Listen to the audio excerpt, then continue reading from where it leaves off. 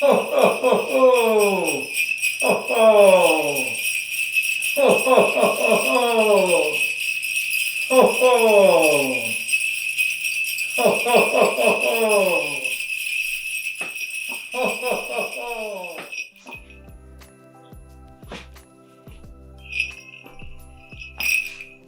Oh, my goodness, you're here already.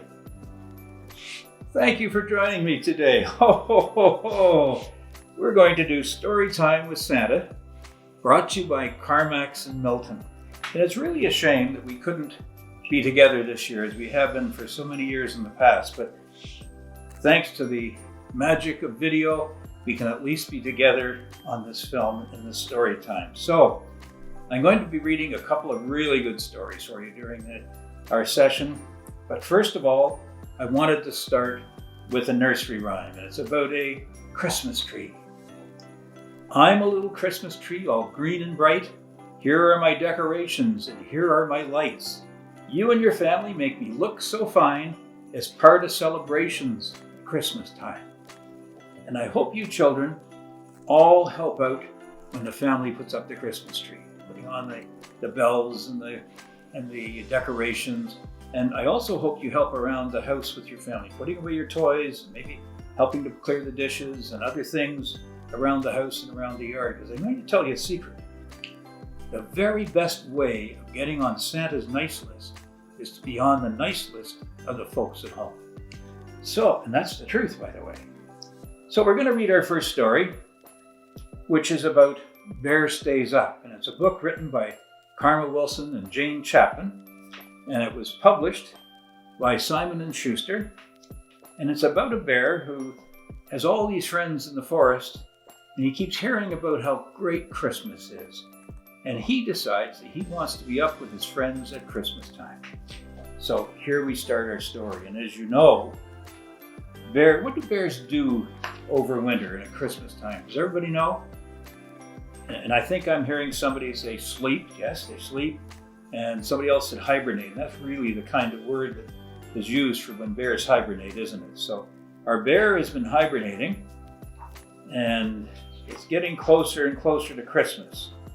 And so the day before Christmas, snuggled on his floor, Bear sleeps soundly with a great big snore. "Dear Bear, get up," Mouse shouts in his ear. "We won't let you sleep through Christmas this year." His friends are all there, gathered in his lair, and the bear wakes up. He stands with a stretch and a great big sigh. "I hope I can make it. I do want to try." "Don't worry," squeaks the mouse, and the hare says, "It's all right. We'll keep you busy all day and all night." So he tries to lie down, but his friends all frown. So the bear stays up. "Come on," says the badger, "time to follow me. In the Pine Grove Glen, there's a fine Christmas tree." So they stomp through the woods, and they tromp down the track, and they hoist up the tree onto Bear's big back. And he plods very slow as they trudge through the snow, but the bear stays up. Back at the cave, the gopher brews mint tea, and Mole pops corn to string upon the tree. And Raven and the wren bake a fresh fruit cake, and the friends do their best to keep Bear awake. His shoulders start to droop, and his eyelids droop, but the bear stays up. They hang up their stockings by the warm firelight, and they hum Christmas songs like "Oh Holy Night," and they cuddle, and they sing, and they wait for the sun of Christmas morning. But soon all the voices fade to just one, and a bright star glows while his good friends doze, but the bear stays up. Bear giggles and he grins and he works and he raps and he bustles and he bakes while everybody naps, and he piles up presents under the tree. But who's in the doorway? Bear doesn't see, and you can see it's Santa, isn't it? He toils all night under the sun until the sun rises, making his friends their Christmas surprises. And just before dawn, he lets out a yawn, but he still stays up. When Christmas arrives, so lovely and white, Bear's friends awake to a glorious sight. presents and goodies are piled up tall. I stayed up, says the bear, just to share with you all. Ho, ho, ho, ho. And his friends shout with glee, Bear lies by the tree, but he still stays up. Wren flies to the stockings and tweets out a cheer. Besides our bear's presents, Santa was here. And when all the gifts are opened, there's one last surprise. Badger shows Bear a quilt that's just his size. And Bear snuggles up tight and he mutters goodnight. And then the bear falls asleep. So his friends tidy up and they slip from the lair and they whisper sweet dreams. Merry Christmas, dear bear. Well, I hope you enjoyed our story about the bear stays up for Christmas. Well, let's see now. I think what we're going to do is move on, and I'm going to tell you a little bit about what Santa Claus wants for Christmas. And you know that sometimes a child or a parent will ask me, Santa, what do you want for Christmas? And I'm always pleased to be asked. And it's nice when someone wants to know more about the things that I care about. And I invariably say to them, I would really like you and everyone who can to be good to people in your community who are less fortunate than you are. Making a donation to a street person, a loonie, a toonie, a $5 bill, or to a food bank, and all our communities have food banks, don't they? To a women's shelter or a family shelter.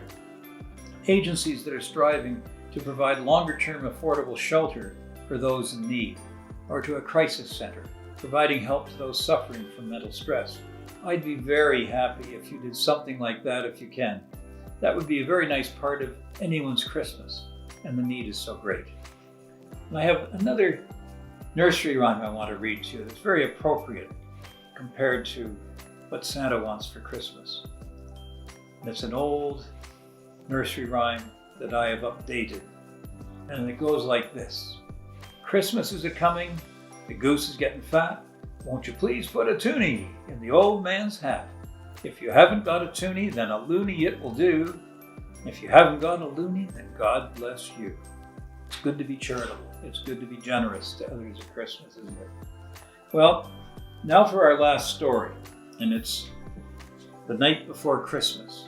And The Night Before Christmas was written, first published in 1823, almost 200 years ago. It was written by Clement Clark Moore, and he wrote it for his daughters. And this edition is by Cider Mill Press in Kennebunkport, Maine. And the illustrations are by Charles Santori. They're just so beautiful. It's probably the nicest edition of this book that I know of. So we're going to read The Night Before Christmas. I think so many families also read it at home at Christmas Eve. So here we go. 'Twas the night before Christmas when all through the house not a creature was stirring, not even a mouse.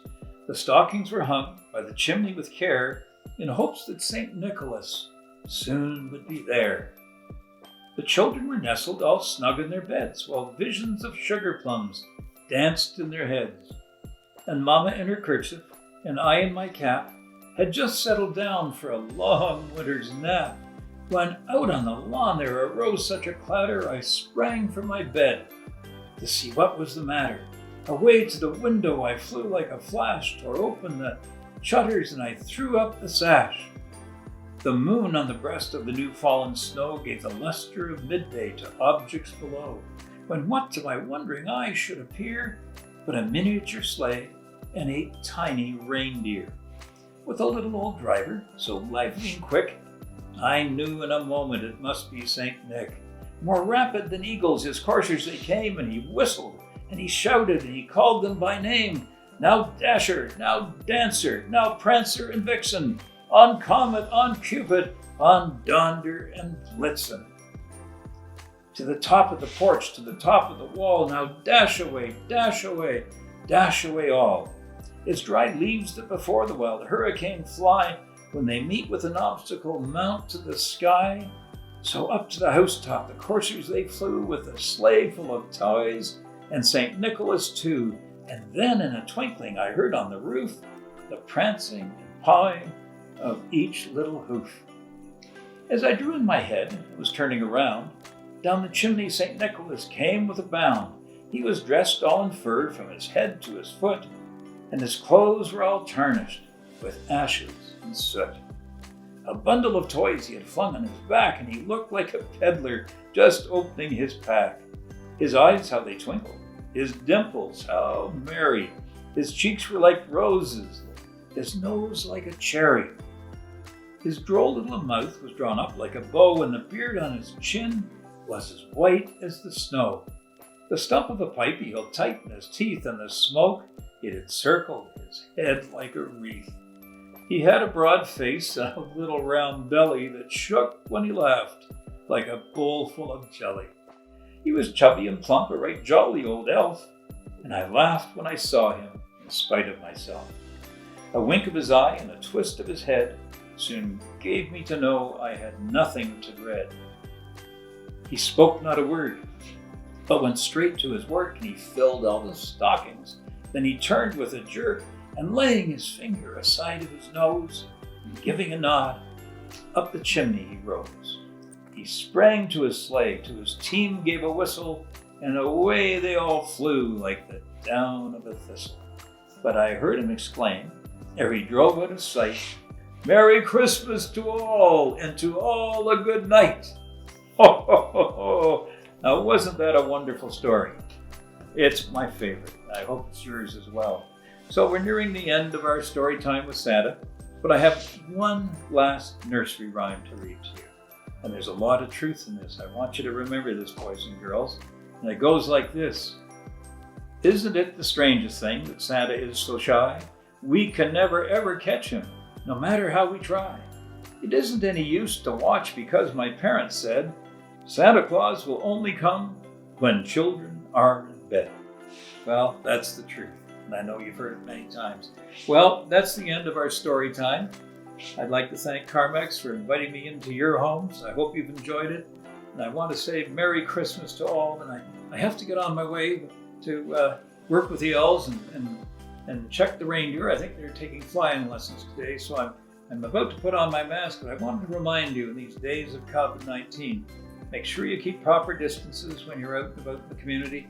Make sure you're washing your hands or using hand sanitizer, and be sure you're putting on your mask and wear it like this so it's nice and snug. Merry Christmas to all! Ho, ho, ho, ho! Ho, ho, ho, ho!